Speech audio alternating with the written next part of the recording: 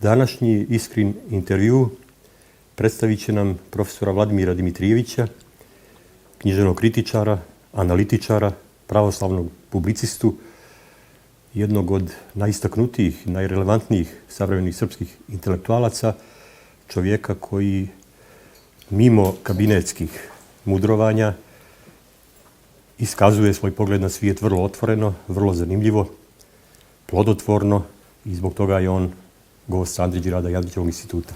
Gospodine Dimitrijeviću, dobrodošli. Bolje vas našao. Kratko ćemo porazgovarati. Taj položaj savremenog intelektualca koji govori ono što misli nije sasvim lagodan, nije konformistički. Šta vi mislite koliko današnji srpski intelektualci imaju prilike, koliko imaju prostora da svoje stavove izlože široj javnosti i da utiču na javnu svijest? Pre svega da vam zahvalim za poziv za gostovanje, a drugo da kažem da se ne bih mogao složiti da sam ja jedan od najistaknutijih srpskih intelektualaca. Možda sam ja jedan od najobimnijih srpskih intelektualaca zato što imam veliki obim struka, ali što se tiče položaja intelektualaca u Srbiji danas, oni su uglavnom ljudi koji su prinuđeni da ćute ili da mrmljaju sebi u bradu, osim onih koji su spremni da snose posljedice onoga što govore. A te posljedice nisu baš jednostavne. Evo mi sad vidimo slučaj profesora Miloša Kovića koji je posle svog izuzetnog nacionalnog angažmana doživeo da na matičnom filozofskom fakultetu ima ozbiljne probleme pa da ga i neke kolege tuže za uvredu časti. Ali ta cena mora da se plati. Znači, ako čovjek hoće da slobodno misli i govori, on može da postigne ono o čemu je govorio veliki srpski intelektualac, zaista nezavisna ličnost i slobodni duh, Predrag Dragić-Kijuk.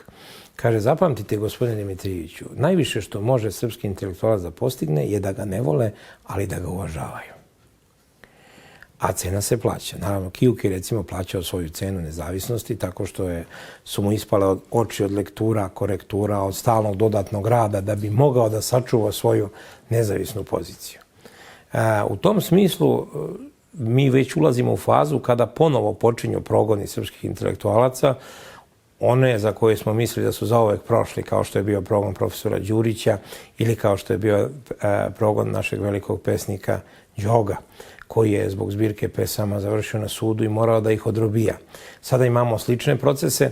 Evo recimo 2018. godine profesor dr. Branislav Ristivojević sa Pravnog fakulteta Univerziteta u Novom Sadu bio je tužen od strane političkih homoseksualaca. Ja namjerno koristim taj izraz jer razlikovati treba homoseksualca kao seksualno opredeljenje od političkog homoseksualca, pripadnika jedne protivporodične ideologije. Bio je tužen pred Višim sudom u Novom Sadu. Ove godine su recimo mene tužili, udruženje to isto koje je njega proganjalo, da se zna, tužili su me pred Višim sudom u Beogradu u parničnom postupku zato što sam ih uređao u tekstu odbrane prirodne porodice u kojima sam im negirao pravo na brak. Oni su tražili ne da se samo odreknem svoga teksta, nego više i da ne pišem na tu temu.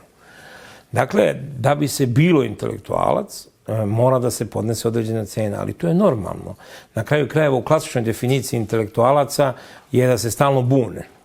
Oni su neka vrsta tih buntovnika sa ili bez razloga. Čak i Jean-Paul Sartre, koji nije bio nikakav pravoslavni intelektualac, ali je bio intelektualac kao takav, je svaki dan dolazi u redakciju svog časopisa i govori hoćemo li danas da riknemo, da negde dreknemo, da podignemo svoj glas u odbranu nečega za što mislimo da predstavlja vrednost. I to je normalno. Ne treba se ljutiti ako čovjek hoće da ide tim putem, a hvala Bogu mi vidimo da ipak u Srbiji ima takvih ljudi koji vole svoj narod i ne primaju pare od tuđina, od tuđih država, tuđih vlada i tako dalje, i koji su spremni da u javnosti budu napadani, ostrakizovani. Uzmite recimo profesora Lompara ili profesora Antonića, da ne pominjem da se neko ne uvredi.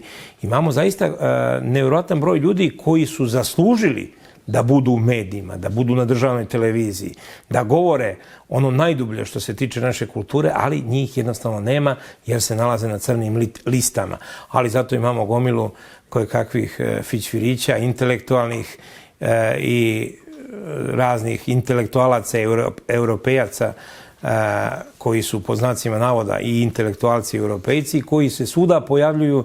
Sve im je dozvoljeno upravo zato što pričaju zvaničnu priču i pevaju zvaničnu pesmu. Kroz tu medijsku i političku zbrku i gužu ipak se probija glas intelektualca. Recimo, vi ste, koliko mi se čini, autor termina evrounijećenje, koji je opšte prihvaćen sada. U novim radovima imate i termin školohaust, koji se tiče, znači, srpskog nivoa, srpskog obrazovanja današnjeg. Da.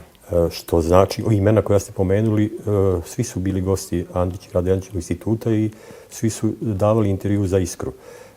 Pa bih malo optimizma da uvedem u ovu priču. Ja mislim da taj glas intelektualca mora da prodre kroz te medijske i političke pregrade koje nam postavljaju, ali nam prethodno objasnite malo šta mislite vi stvarno, šta stoji iza tužbe LGBT zajednice protiv vas. Da li ikakva borba za ljudska prava ili je u pitanju dublja akcija protiv, kako bih rekao, mogućih nosilaca srpske nacionalne politike? Pa naravno da je to u pitanju, jer kao što kaže sjajni mladi italijanski filozof Diego Fusaro, oni su u stvari samo sluge krupnog kapitala.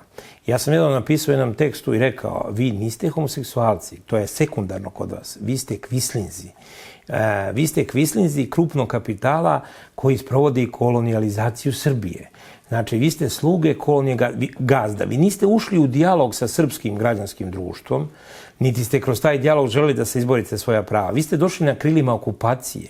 I evo sad ovo što je bilo ove 2019. godine u Beogradu i što sad pokušavaju da prenesu u razne gradove širom Srbije, to je u stvari okupacioni marš. Kao što ste imali nacistički okupatore 1941. kako marširaju Beogradom, sad imate njih kao sluge okupatora, zajedno sa predstavnicima stranih ambasada, zna se kojih i zna se čijih, i oni marširaju i najavljuju da će 2022. godine u hrišćanskom gradu, u kome ogroman broj ljudi ima pravoslavno hrišćansko opredeljenje ili versko uopšte, praviti taj evropski Pride. U stvari reč je o ljudima koji, kako kaže Diego Fusaro, imaju za cilj da razbiju posljednju tvrđavu koja se suprotstavlja trijumfu neoliberalnog kapitalizma, a to je porodica. Njihova ideologija je to. Iza njih stoji globalistička vrhuška, oni zato primaju novac i oni svuda to rade. Vidjeli ste 2017. kad je ministar prosvete pokušao na mala vrata da to uvede u škole. Oni sad opet najavljuju da će se vratiti u škole sa svojom ludačkom džender ideologijom. Šta je ideologija džendera? Protiv koje sam ja pisao, govorio i između ostalog našao se na toj crnoj listi. To su smislile te radikalne feministkinje, uglavnom lezbejke, poput Judith Butler, koja je prošle godine dobila počasni doktorat Beogradskog univerziteta. I sad pazite šta oni kažu. Ne postoji nikakav biološki prirodni pol, muško-žensko. Ne. Postoji stotine džendera, rodova, jer biološki pol nije relevantan. Bitno je kako se džender društveno konstruiše. Od trenutka kad roditelji kažu rodio mi se sin ili rodila mi se ćerka, oni njemu nameću društveno konstruisani pol. A on u stvari ima pravo sam da se opredeli i oni sad u svetu računaju oko 70 raznih džendera koji su u stvari zamenzan prirodni pol. To je jedna ludačka i nenaučna ideja, ali se ona sad nama podmeće ovde. I ljudi kad čuju rodna ravnopravnost, oni ne shvataju da to nema veze s ravnopravnošću polova, koja je sasvim normalna i logična, nego nešto sasvim drugo. Da imate kao u Kanadi mogućnost da se osjećate kao žensko u muškom telu, čak ne mora se vršiti ni promjena pola i odete tražite ličnu kartu da ste vi u stvari žensko, iako ste muško. Nedavno jedan profesor u Engleskoj dobio otkaz jer je jednoj grupi devojčica rekao gde ste devojčice, a u stvari je tu bila jedna devojčica koja se osjećala kao dečak. Ona ga je prijavila i čovjek je dobio otkaz. Znači, to čeka Srbiju. Mi se sad smejemo, ali to je suština. Oni hoće da te svoje ludačke ideje, koje su mnogo luđe od marksizma i svega ostalog što se ovdje nametnulo, nametnu kao mainstream i zato ljudi poput mene smetaju. Ne bi se oni bavili mnome da ja ne predstavljam jednog od mnogih koji se suprotstavlja njihovom nakaradnom sistemu vrednosti koji ubacuju srpsko društvo. Dakle, to je razlog. Sad, vi ste pomenuli zaista, ja se potpuno slažem s tim, da mi sada imamo jednu mnogo dobru situaciju. Koliko god je ona teška, koliko god da smo mi kolonija, koliko god da smo mi pod mekom okupacijom, koja u bilo kom trenutku može postati tvrda okupacija, mi u stvari po prvi put imamo čist vidik i mnogo manje magle u glavama nego što smo ikad imali. Svi ovi intelektualci koji su stali u jedan front, ali to nije, pazite, to nije front klajšaltovanih ljudi, nego ljudi koji sami misle svojom glavom. Oni bez pare i dinara o svom ruhu i kruhu vojuju za svoj narod i brane osnovne vrednosti. Ono što je Crnjanski definisao kao srpsko stanovište, a Milo Lompar eto tako vratio u život u igru i sad njegova knjiga Duh samoporicanja, koja je inače složena, nije jednostavna za čitanje, treba da doživi 10. izdanje. Pa to je nešto nevjerovatno. To je spontano 10. izdanje. To nije kao što su objavljivali sabrana dela Oskara Davića, pa je svaka biblioteka mogla kupi kao 3 metra drva, ili kao što su objavljivali i objavljuju Radomira Konstantinovića, koga niko ne čita i koji je potpuno ispunio ono o čemu je Borges, doduše povodom Kafke i sa malo zlobe, primetio, kaže, voleo bih da napišem knjigu koju niko ne bi čitao, a svi bi morali da se prave da su je pročitali. To je Filozofija Palanke Radomira Konstantinovića, inače knjiga kojoj sam vršnjak. Ove godine sam naučilo 50 godina od pojave te knjige i 50 godina od moga rođenja. I u tom smislu reću još samo jednu reč o Andrićgradu. Nije ni malo slučajno da se ovde ljudi sabiraju. Razmišljao sam šta je Andrićgrad i bez ikakvog glaskanja Kusturici i celoj toj priči. U stvari, mi smo narod polomljen, izgažen, ubijan, klan, dran. Narod koji je, kako kaže vladika Nikolaj, narod mnogih početaka. I mi nikada nismo uspeli da se dovršimo i izgradimo. Naše su palanke izlomljene, bombardovane, rušene. Naša prestonica srbijanska, ko zna koliko puta. Toliki su intelektualci ginuli. I onda je Kusturica uradio jednu vrlo važnu stvar. On je napravio jedno mesto koje bi ideal tipski trebalo da izgleda kako izgleda sve što su nam naši neprijatelji srušili i što su pokušali da nam otmu iz našega sećanja. I kad dođeš ovde, sa ovim uređenim zgradama koje donose sa sobom prošlost, donose zvukove svega onoga što smo primili od epske poezije do Andrića i dalje. I kad se tu ljudi okupe koji žive za svoj narod, a ne žive od svog naroda, onda je to jedno dobro mesto i dobar način na koji bi Srbija, kad bude slobodna država, mogla da funkcioniše. Na kraju krajeva treba negde da odeš da se odmoriš, ne samo da se odmoriš telesno, nego i duhovno, da pogledaš neko mesto na koje nije pala bomba, da zamisliš kako bi to moglo da izgleda, da nađeš spomenik zahvalnosti svima koji su se dali za srpstvo, uključujući naravno i Mladobosance, da imaš jednu zlatnu morunu koji neće neki debil tajkun u Beogradu srušiti i napraviti tu zgradu ili šta mu već treba. I to je to. Znači, dobili smo jedno arhetipsko mesto srpske kulture. To je dobar model. I kažem, ako se jednog dana oslobodimo, mislim da bi takvih mesta u Srbiji trebalo da bude više. Vi ste faktički definisali sada misiju, ideju samu Andrićgrada i Andrićevog instituta kao tačke oslonca, kao tačke i otpora upravo to. Današnjoj situaciji. A jedna od najvažnijih tačaka ipak je naša Srpska pravoslavna crkva. Kako vidite njen današnji položaj i njen uticaj na zbivanja vezana za Kosovo i Metohiju? Da li je moguće realizovati političko podvižništvo kao što postoji, naravno, duhovno, crkveno, vjersko podvižništvo i kao što nagovještavate da postoji neka vrsta intelektualnog podvižništva koje daje nadu da ćemo i tamo gdje smo odnjihani kao Srbi jednog dana da ćemo se tamo vratiti? Ove godine obeležavamo 800 godina autokefalije Srpske pravoslavne crkve. Kad obeležavamo to, mi obeležavamo i 800 godina nomokanona Svetoga Save. Jer kada je hirotonisao 12 episkopa za eparhije Srpske pravoslavne crkve, svakome od njih Sveti Sava uručio prepis zakonopravila ključnog zakonskog dokumenta srpskog srednjeg veka, kome je Dušanov zakonik samo dopuna, jer Dušanov zakonik kaže ovo što nema ovde sudi se po zakonu otaca, a to je upravo zakonopravilo. Naš veliki vizantolog, dr. Miodrag Petrović, čovjek koji se bavio i bavi i prevođenjem zakonopravila na savremeni srpski jezik, pokazao je da je upravo ova knjiga učinila Srbiju onim što ona zaista bila, a to je bila pravna država.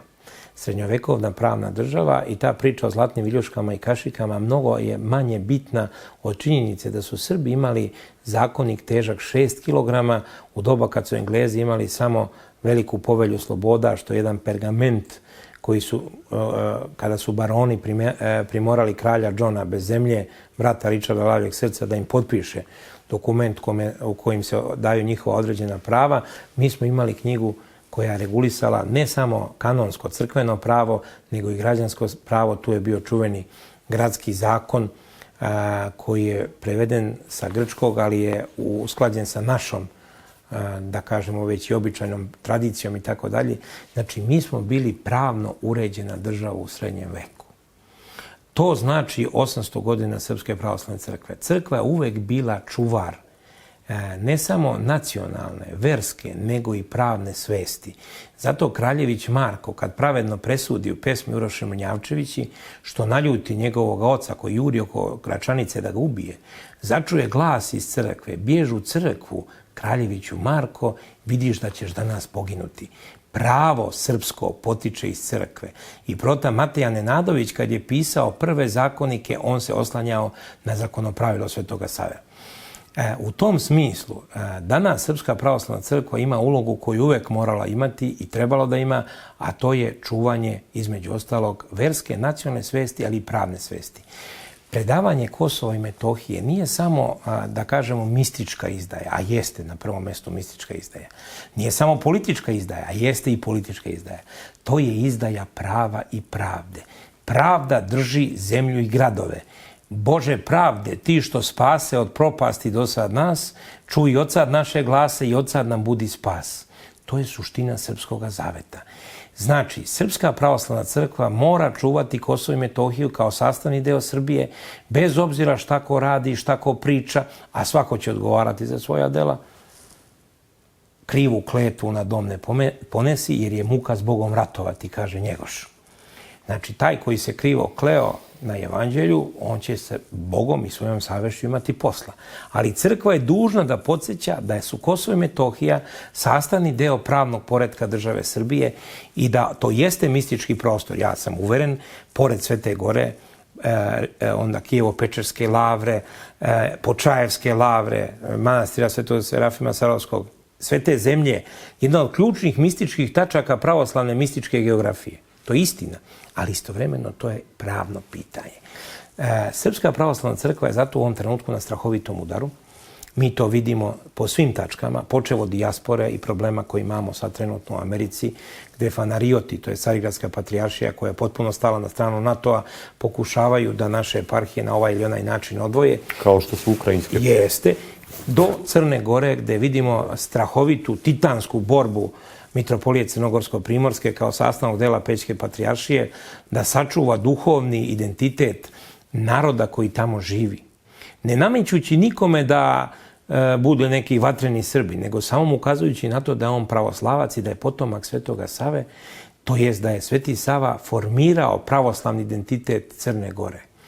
Ta borba je titanska, ona je ogromna i mi vidimo kakve su se sile zla ustremile da slome Mitropoliju Crnogorsko-Primorsku i Srpsku pravoslavnu crkvu na teritoriji Crne Gore. Isti problem imamo i u Makedoniji.